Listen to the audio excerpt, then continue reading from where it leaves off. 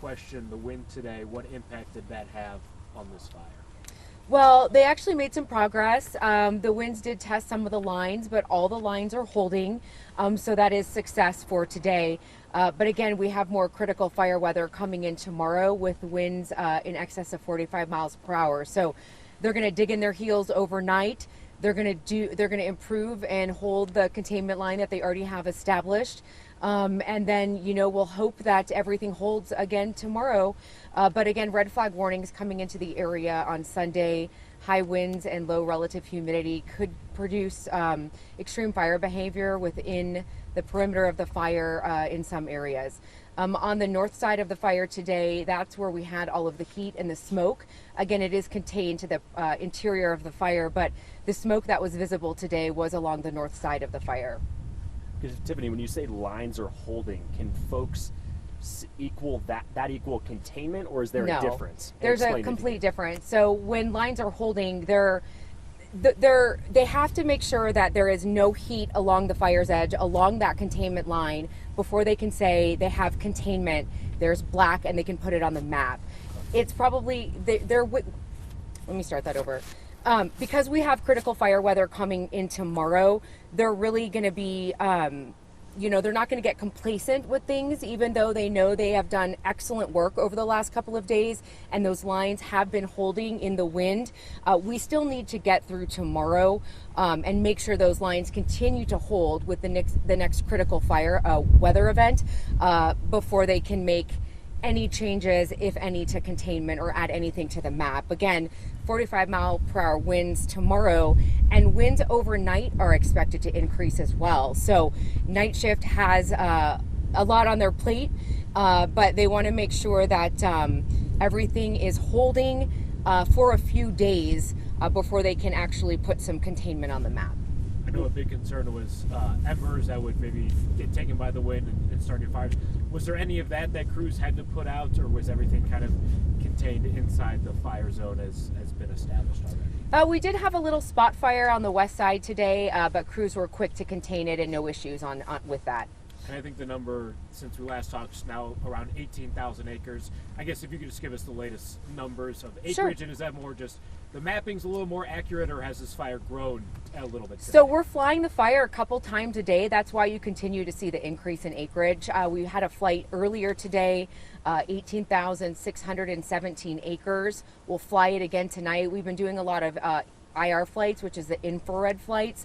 That helps with heat signatures. So that really shows the ground operations where the heat is still remaining on the fire. So we'll do another IR flight. Again, those acres could change. There was some movement today, but nothing significant.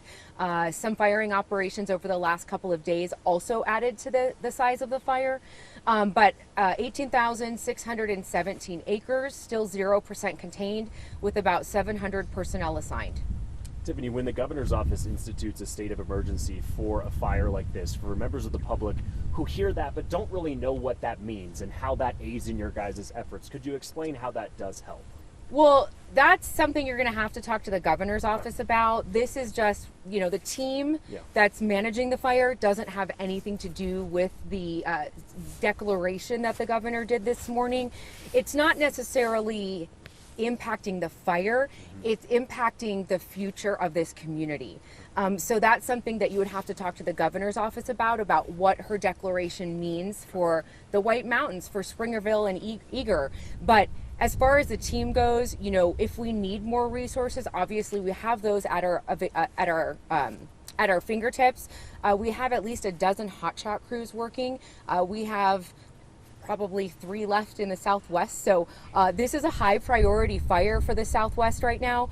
And again, like I said, we've got hotshot, hand crews, dozers, water tenders, multiple aircraft assigned to this fire. So we do have a lot of personnel, about 700 personnel assigned. And again, if we need more resources, we do have those available to us. I was looking at the map earlier this afternoon, and it looked as though the hot spots, or maybe on a map that's not the way to characterize it, but the area of growth was maybe to the southeast. Is that accurate? Was that an area you guys were working on extensively today? So that there was no real growth. There wasn't any push in that area today. That was over the last couple of days. So over maybe prior to the last wind event that we had. That's when that fire kind of pushed out to the east southeast area, but it's been mostly staying in its footprint. Of course, there's going to probably be some more additional growth as they continue their firing operations. And again, you know, we have more red flag warnings in effect for tomorrow. So we just have to be vigilant. The crews know that. They're doing everything that they can to make sure that they're improving and strengthening the existing containment lines that they have in place. As the winds increased today, obviously we saw that we had some helicopters in the sky. Do you all know how many there were in the sky attacking the fires, and was there any other aircrafts in the sky? So we had an air attack flying today. Our air attack is basically our eyes in the sky. They provide a lot of aerial intelligence for the ground operations. We had one sky crane, a Type 1 helicopter working today. Worked a couple hours, and we had to ground both pieces of aircraft by noon because of the high winds. I know today was a big test to see kind of if the work that had been done the past couple days would hold up. I guess it sounds like it would be considered a success for people in this community. What should they look for tomorrow with another high wind forecast? And is tomorrow kind of the last test day that you guys are anticipating with, sounds like possibly rain in the forecast and maybe winds potentially dying down? I mean, again, we have red flag warnings. This from the start of this fire, it's been weather wind driven. It's pushing through dry, drought-stricken fuel. It's pushing through canyons and areas where really the topography is fueling that fire also, but basically a wind-driven fire from the get-go. You know, crews are working 24/7. We have a day shift. We have night shift operations. Where day shift leaves off, night shift picks up. So they're really doing everything possible to get residents back into their homes. But again, we have to make sure that it's safe to do so before we can let people home. We're asking for residents to please have patience. This has been a challenging fire across the board for everybody. The wind's only testing the lines, it's testing everyone's patience as well. So please be patient with us. Crews are doing everything that they can. You know, hopefully we get through tomorrow's wind event successfully again, like we did today. But we have to get through tomorrow before we can see, you know, any possible containment added to the map. Following up on that, I mean, obviously we heard today the lines held very well. Is there any indication that this, for people to get back to their homes, are we looking at days or weeks ahead, or is this just kind of on the unknown? It's unknown, and that's a question for operations. Operations has to make sure that there's containment in some of those areas. They have to make sure that there is no heat remaining.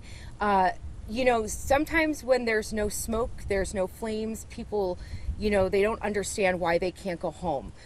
There's a lot of hazards within the interior of the fire.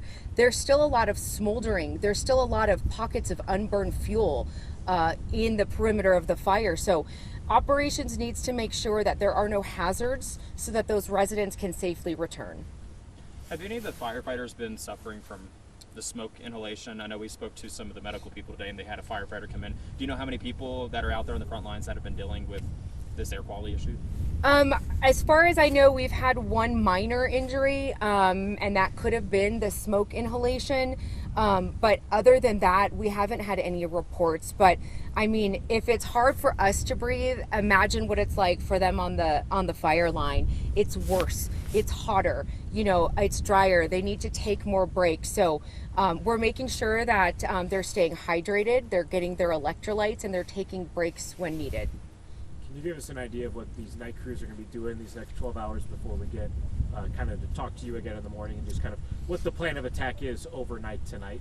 Sure. So one of the things that they'll be doing is they're working on a contingency line on the south side of the fire, and they're going to be working to cut some line and get rid of any fuel around that area. And that contingency line will act as a safety net in case the fire pushes out to the south and the southeast, moving towards the community of Eager. So they're going to try and use that as a backup line in the event something happens with the main containment line, if the winds shift and we have a slop over or whatnot.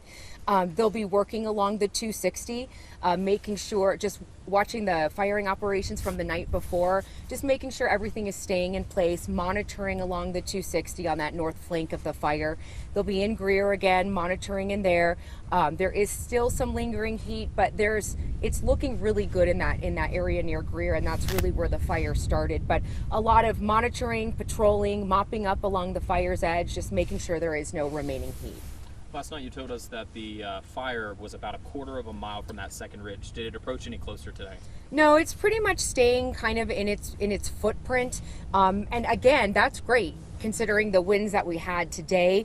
But another challenging day ahead again for crews tomorrow. So we don't want to jump the gun. We don't want to get ahead of ourselves. We don't want to be complacent. So we're just going to take it hour by hour as the weather rolls in tomorrow. I just want to clarify a quick number we had heard from the governor's briefing. Maybe you know, maybe you don't. 4 homes lost. We heard 2 outbuildings. Is that what you're hearing in the Greer area? We don't know. Okay. We just know that there was a few homes, and not even homes. I shouldn't even say that. There was a few structures that were damaged or destroyed. The county is the one doing the damage assessment, so they would have all of that information. How beneficial is it to have an elected official like the governor come out and see the sites, and what did you guys take from her visit, and what do you think she took from your guys' tour today? Well, it really just spurs positivity, not only within the community, but with the firefighters working the fire on the front lines. She met with the Greer Fire Department. She met with a lot of local officials as well, and they shared their stories with her. A lot of the people that are the local officials have lived here most of their lives, so they are really rooted in this community. So having the governor here was it was great just to have her here to show that sense of community between not only the state but to the local communities, us with the Department of Forestry and Fire Management, and our partners at the Forest Service as well. It's been about, I guess, 5 days. I'm not great at math. That's why I'm in journalism. But just, I think a lot of uneasiness still for people who live in this community. Just what's your message to people in Springerville, Eager, Greer, who are just anxiously waiting to get back home? Again, we appreciate, we understand the difficulties of being out of your home. But please have patience with us. The crews are working 24/7. We have 800 personnel assigned to this fire. They're working as hard, as diligently as they can to make sure that you can get back into your home safely. Again, I've said this, over the last couple of days. The last thing we want to do is put people back in their homes only to have to re-evacuate them again. Nobody wants to ever do that. It's happened before on incidents that I've been on, and we don't want to do that here. So please just have patience. Just know that the firefighters are working for you 24/7, and we hope to have you back into your homes as soon as it's safe to do so.